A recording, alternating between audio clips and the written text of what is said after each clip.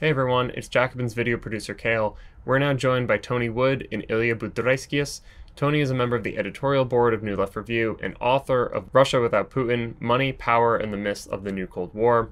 He's joined by Ilya, a left-wing political writer, typically based in Moscow, who is the author of the new book from Verso, Dissidents Among Dissidents, Ideology, Politics, and the Left in Post-Soviet Russia. Thank you both for joining. Tony and Ilya will be having a conversation about the ongoing conflict in Ukraine and the role of dissent internal to Russia. This is going to be a bit more analytical and less fortune-telling, so hopefully you enjoy and get a greater perspective on the situation. Tony, please take it away. Thank you, Kale. And I guess I just wanted to start maybe, Ilya, by if you could tell us a bit about what the situation is like in Russia right now. What is the mood and what is going on with the anti-war movement? To what extent is it a single movement, if you like, that is coherent, and what has it been able to do? So to start with, that during this first week of war, there was radical change of the atmosphere in Russia. It was a radical turn in, let's say, the whole Russian political system. The rules of the game changed rapidly. Even a week ago, we had a number of, let's say, oppositional media. We had social media with huge presence of anti-war voices. So for now, we have mostly all the oppositional media which existed before for years shut down totally, like TV Rain. It was the alternative liberal TV station, or Echo of Moscow. It was the radio station which existed for 30 years. So all of them are not exist anymore. We have also the blocked Facebook. We have blocked Twitter. We have blocked access to the most of, let's say, independent alternative websites. So we are moving to the, let's say, total isolation, informational isolation. And in terms of political atmosphere, we are moving to the real kind of dictatorship, where every point of view, which is different from the official position, is not just banned, but it's a criminal. It was criminalized. So, for example, a couple of days ago, Russian Parliament adopted a new law, which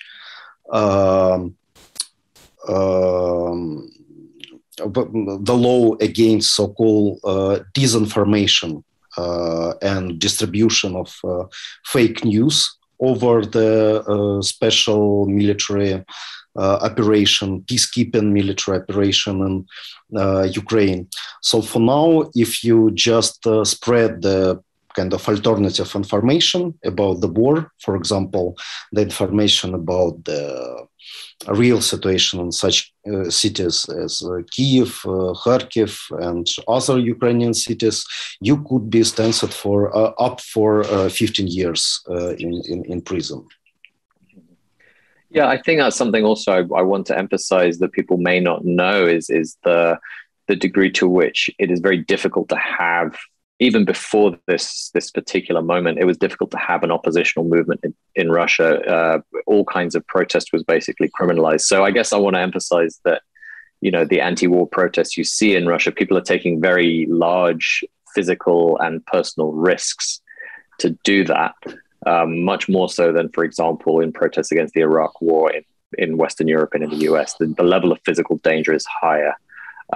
So could you talk a bit about the atmosphere at the anti-war protests in Moscow? What is the mood? Is it one of anger, one of, what is the emotion that is bringing people to the streets? So the first thing to say that the most of people who are protesting, and I personally, during the last week, I was in St. Petersburg also. So I had the experience of protest in St. Petersburg and also in Moscow. So I will say that 90% of the people who are protesting, they're young people. Let's say some 18, 20, 25 at least. Yeah, so most of these people, they're students or they belong to, I don't know, some young workers, young middle class. And these people, they simply realize that with the current turn of the Russian political regime, with all the sanctions policy in the Russian economy, they have no future in this country. They have no future like in economic terms. They have no future in some kind of social perspectives and so on. So this movement is mostly spontaneous movement because during the last year, most of, let's say, organized opposition in Russia was destroyed. Alexei Navalny was imprisoned. So the role that was played before by Navalny structures, for example, is not here for the moment. And there are different kind of networks which try to organize, to coordinate these protests. But generally, you can say that there is no any one center, there is no any structure of these protests. And it was a great work of the police, of the Secret Service, to destroy any possibility of creating of such structures. Mm-hmm, mm-hmm. So what do you think, I mean, it's hard to say because it's early days and people are still in a great deal of danger, but how do you see the anti-war movement in Russia developing? Do you think some kind of structures will develop, or do you think it's really going to be under too much pressure from the police to do that? The main, let's say, question for this movement is its influence in the society. So if this movement will be able to include some more broad layers of Russian population.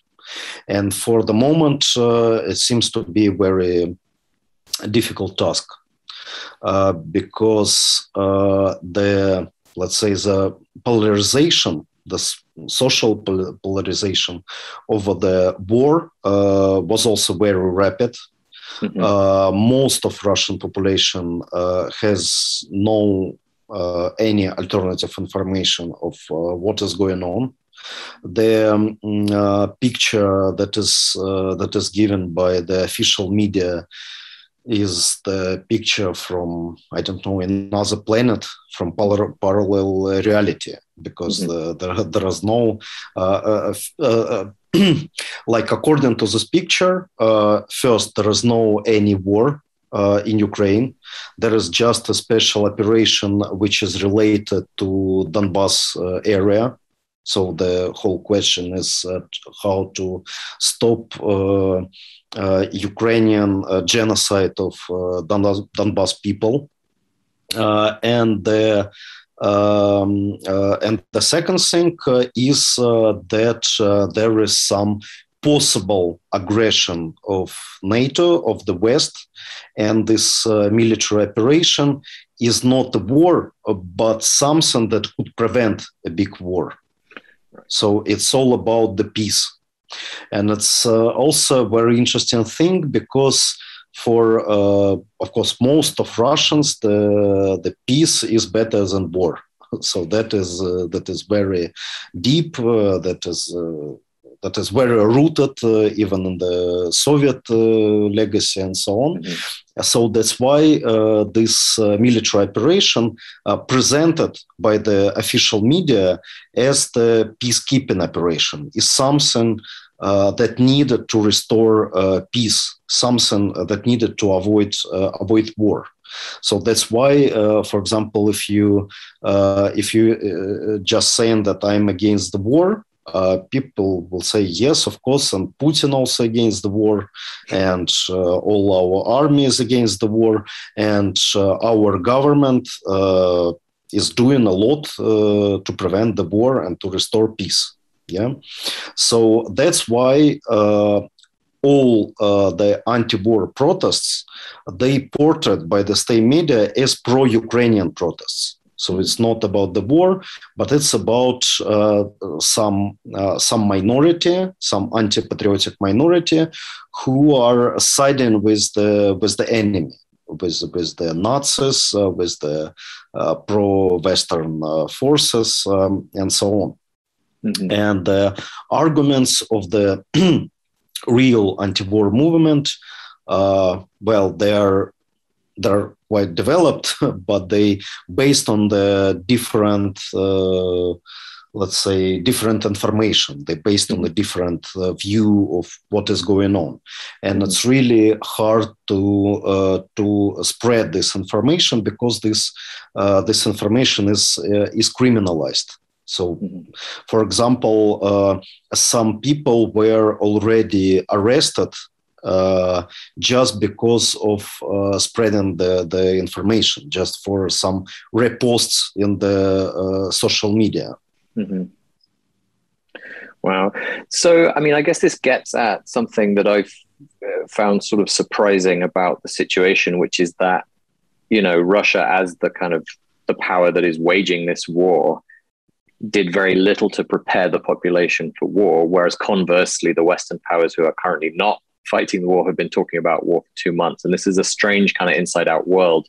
But what you're describing really is that, I guess that answers my question, which is why did the Russian government not prepare the population for war if they planned to do it, right? And I guess your answer about this being a peacekeeping operation does address that. But then that does kind of create a problem for the government, doesn't it? That the longer this so-called peacekeeping operation continues, that does generate problems for that view of reality. So, I mean, we don't want to speculate too much, but do you see any pressure on the Russian government to end this so-called operation quickly, or will it be able to maintain that parallel reality indefinitely?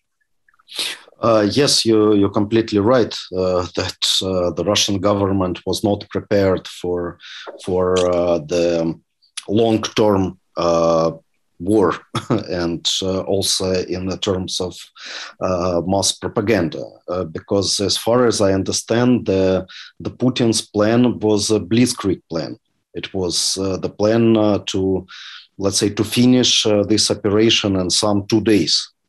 And according to his plan, Ukrainian army will not resist, so it will surrender.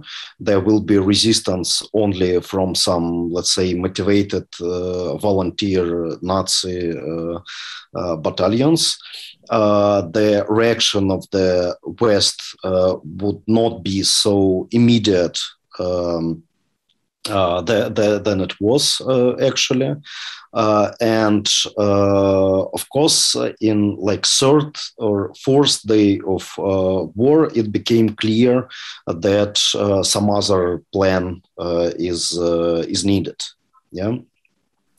So of course, it's another question, but we see how during these days the very tactics, the very strategy of Russian troops was changing. We see how the propaganda changed. In fact, we see the debates about the possible state of emergency that need to be installed in Russia. So yeah, they were very much unprepared for this kind of type of events. Yes. Mm-hmm. I mean, I guess another thing that took some of us by surprise, and I want to ask you about this, is the level to which the Putin regime is committed to a kind of nationalist ideology, a kind of greater Russian chauvinism, if you like. I mean, and Ilya you're one of the figures on the Russian left who has consistently talked about this, and in Ilya's recently published book, Dissidents Among Dissidents, that there are essays in there. Some of the chapters do specifically address the growth of this conservative nationalism within the Kremlin. So I guess I want to ask you about when and how that conservative nationalism came to predominate in the Kremlin, and how long it's been there, and what are its key features, do you think? Yeah, so this question is very complicated because on one side, you can say that all these conservative, nationalist, far-right narratives, they were quite instrumental. They were used as kind of ideological framework to control the society, to explain their repressions against the internal enemies, the criminalization of the opposition, and so on. So, and of course, there was always a big gap between the conservative declarations and the, let's say, cynical reality of the Russian elites, which of course are not great patriots, which are not seriously and deeply believed in all these anti-Western nationalist narratives. So for now, we know that they have their property, their bank accounts in the West, and so on. On the other side, when you listen to the Putin speeches, especially two speeches before the start of the war, and his speech where he declared the start of the war, you have a feeling that somehow he is honestly believe in what he is saying. That it's not just a kind of instrumental excuse for his rational military actions. And in fact, the picture of this parallel reality created by the state propaganda somehow became a true vision of the world, at least by Vladimir Putin. And that is really scary. So, for example, in his speech about the recognition of independence of so-called people's republics in Donbass, he gave a 40 minutes kind of excursus on in Ukrainian history, which was very long, which was very strange, and of course, which was not exactly needed for the uses of the state propaganda. So it looks like he expressing his own view, his own beliefs. And the very deep personal belief of Putin is belief that small nations, small countries like Ukraine or like Baltic states or like most of post-Soviet states or even the Eastern European states like Poland or I don't know, Czech republics, they are not true subjects of international politics. So he believed that they're the real subjects, the real sovereigns, they are very few. It's countries like United States, like China, like Russia, like maybe Germany and France, and all the other countries. They are just satellites, puppets of one big sovereign and another.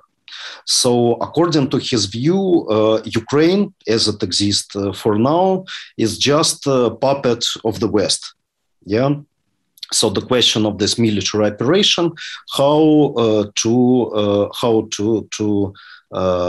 make Ukraine the puppet of Russia, but not the puppet of the West. Yeah, so that is his real understanding of what is going on. So that's why I think he was quite surprised when it became clear that there is a serious resistance from the side of Ukrainian army, and most of Ukrainian population is not going to meet the Russian troops with flowers. Yeah, I think that was kind of a big shocking for him, and as well as for the military leadership of this operation. Yeah, so this idea of, Putin's worldview being based around a limited number of powers. You actually have an essay about this with a great title, which is "Putin Lives in the World That Huntington Built." Referring to Samuel Huntington for those viewers not aware of that. So, do you want to tell us a bit about what that worldview is and what its consequences are, both in terms of Russian foreign policy, but also domestically? What does that mean? The world that Huntington built. So it means that according to Huntington, the reality of post Cold War is the reality of the struggle of different civilizations for their domination, for their hegemony. Yeah, and in fact, Putin see Russia as a civilization which lost because of the victory of United States in the Cold War, which lost a part of its organic, let's say, civilizational sphere of influence, and he wanted to restore it somehow. So what he's doing now, he's challenging the world order created by United States after the end of Cold War. What is important in this view? That is not competition of different global projects. It is not competition of different, let's say, political alternatives. It is not competition between, I don't know, socialism and capitalism as it was in the Cold War. It's just competition between the civilizations, and each civilization, according to Huntington and according to Putin as the best pupil of Huntington, that each civilization has its own values. These values, they are not universal. They are rooted in let's say in culture, in a particular culture and religion of each civilization, and that kind of view very much rooted in the idea of what is called Russian world. That is a term that is used by Putin, that is used by Russian propaganda. So the Russian world is the world that somehow based on the organic borders of Russian civilization, but not recognize the artificial borders created after the fall of the Soviet Union. The other interesting moment in his speech was, of course, his anti-Leninist stance, because in his lecture about Ukrainian history, one of the main points was that Ukraine is an artificial project created by Bolsheviks. And especially by Lenin and his concept of self-determination of the oppressed nations. This concept was wrong, according to Putin, because somehow it recognized something that is not real. And what is not real is the very existence of the separate Ukrainian nation. Yes, so the very idea of Ukraine is a kind of let's say ideology. It's a false consciousness, according to Putin, and he wanted to restore the real consciousness, let's say the true consciousness, by the elimination of the existence of the Ukraine. Also, he even used a very interesting metaphor in his speech that, okay, if you Ukrainians want decommunization, we will show you the real decommunization.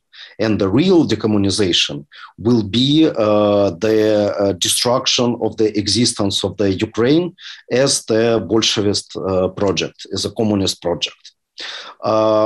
In a way, this explanation of the Ukraine as a false consciousness is very much rooted in the Russian Tsarist imperialist tradition. So basically, it's the same argument that was used by the Russian Tsarist propaganda in 19th century, which deny the very existence of Ukrainians as the separate nation. And in this way, Putin somehow inherited this tradition of the Russian Empire. Mm-hmm. Yeah, and I think that's an important point in terms of, we've had this stereotype in Western media coverage that Putin wants to restore the USSR, but actually he's going much further back than that. And this is actually something very different, precisely not, based on countering what the Soviet nationalities model was. But I guess talking about the Soviet period, I do want to mention there's a very long essay at the core of your book, the title essay "Dissidents Among Dissidents," that really kind of recuperates a kind of socialist dissident tradition within the Soviet period, from Khrushchev to Perestroika. And I mention that because it seems to me that kind of left dissidence has got a new relevance now in this increasingly authoritarian Russia, engaged in clearly long-lasting hostility with Western powers. So do you want to talk a bit about that dissident tradition and what resources you feel that experience could provide the Russian left with today? Yeah, I think this tradition is very relevant today because somehow the view of the socialist dissidents was based on the let's say conflict between the official declarations of the Soviet state and its reality. The difference in between the official ideology and the real denial of this ideology by the bureaucratic control over society, by the lack of the workers' democracy, by the growing social inequality, and so on. And in fact, we can find in the current rhetorics of Putin the very strange and eclectic mixture in between the, let's say, nationalist Russian imperialist narrative and the Soviet narrative. The Soviet narrative in terms that Putin is trying to address to some lost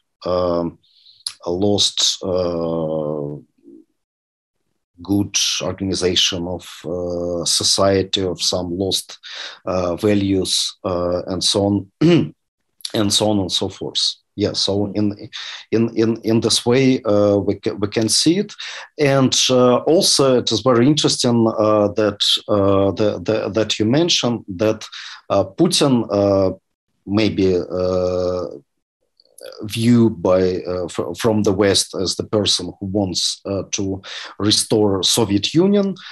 In fact, he's a person who is bearing finally the Soviet idea. So if you want to see the real final end of what was the Soviet Union, that it was what is happening right now with the war in Ukraine. Because one of the major consequences of this war will be the impossibility of any kind of, let's say, unity, of any kind of equal and friendly relations between the Russians, Ukrainians, and probably all the other post-Soviet countries, post-Soviet nations.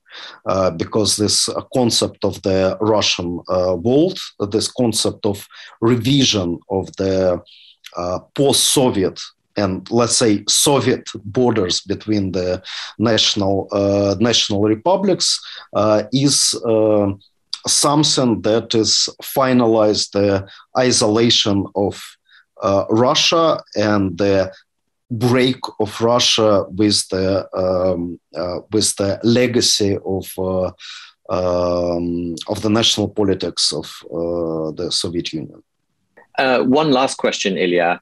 There's a lot of concern certainly in the West about what people should do, what people can do to help. I mean, mainly focused obviously on the civilian population of Ukraine, but also lots of questions about showing solidarity with people in Russia.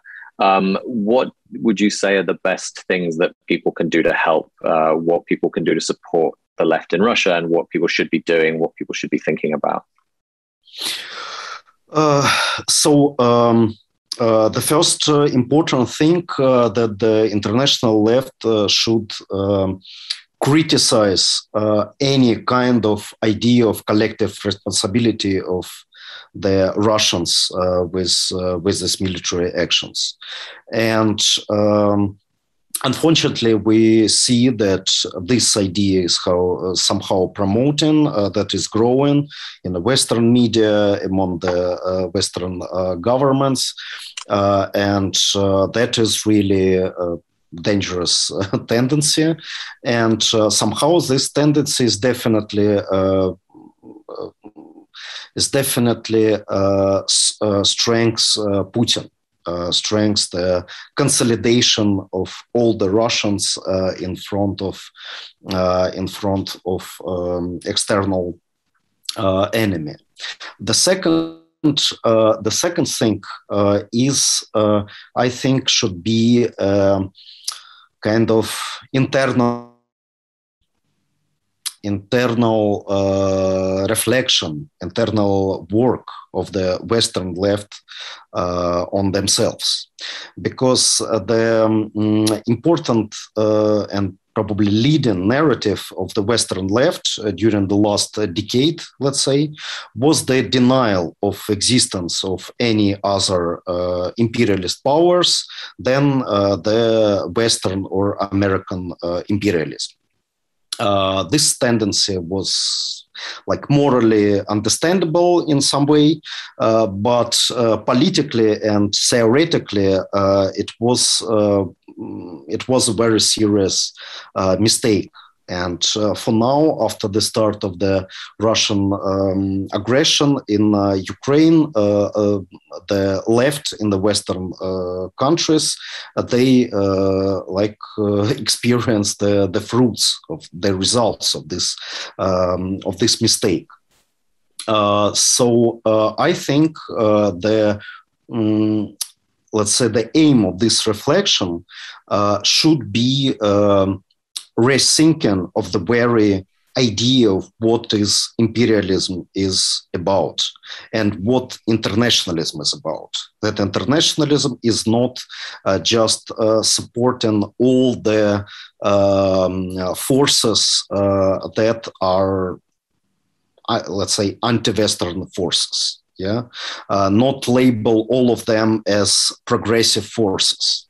And definitely not side with them, and not see them as kind of temporary allies. And unfortunately, we had a lot of such experiences in the past years. And for now, the Western left should somehow recognize these mistakes. And it's okay to recognize your own mistakes. You should be honest with yourself, because that's also something that can give you trust from below, from the masses in the future. Great, thank you, Ilya. That's terrific. If you like this video from The Jacobin Show, please hit like and subscribe and share with your friends. Thanks.